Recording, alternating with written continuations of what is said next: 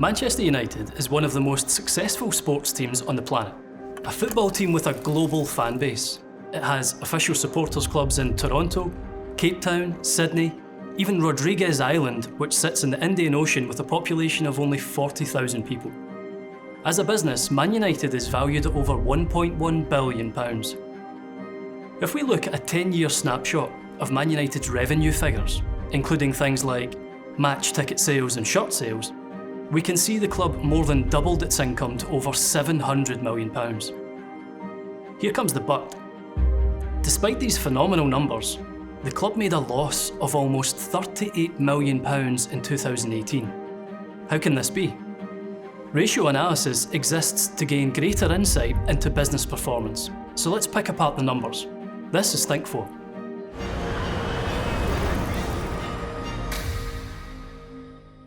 We all know football clubs like Man United make lots of money, and that they pay well.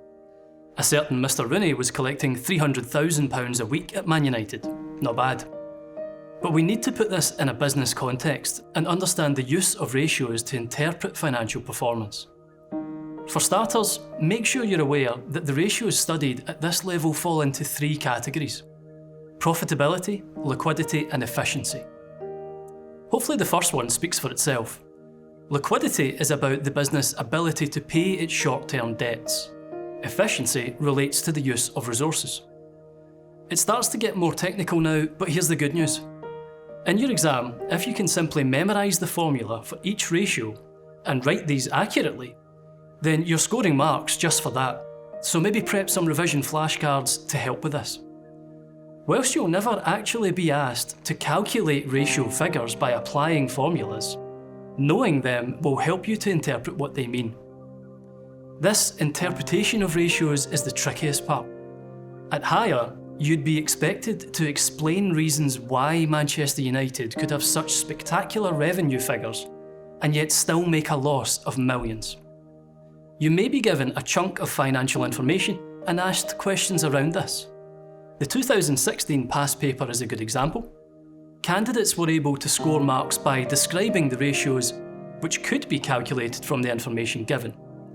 The information itself was very brief and really narrowed down the options to write about.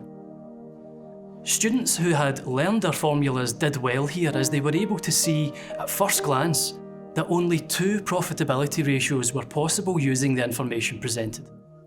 This really highlights the importance of knowing those formulas. The 2018 exam threw up a similar question, but this time candidates were asked to describe ways in which ratios could be improved. While knowing those formulas off by heart wouldn't score you any marks this time, again we see that understanding them is the key. Let's take an example. Say a candidate wrote something like this. Profit for the year percentage may have fallen because the company's suppliers put their prices up or increased staff wages. What's said here isn't technically wrong, but it doesn't win any marks. A better response looks like this. Profit for the year percentage could be improved by seeking a cheaper supplier or attempting to negotiate a discount for bulk buying. The difference here is that this response actually suggests ways to save money and therefore improve, rather than simply listing business expenses. There aren't many jobs out there where you can earn £300,000 a week like Mr. Rooney. But if you've done your homework on those ratios, you can appreciate it fits in perfectly with Manchester United's income versus profit ratio. Maybe you build a business empire yourself one day. Understanding ratio analysis could just be your golden ticket. This was Think4. Thanks for watching.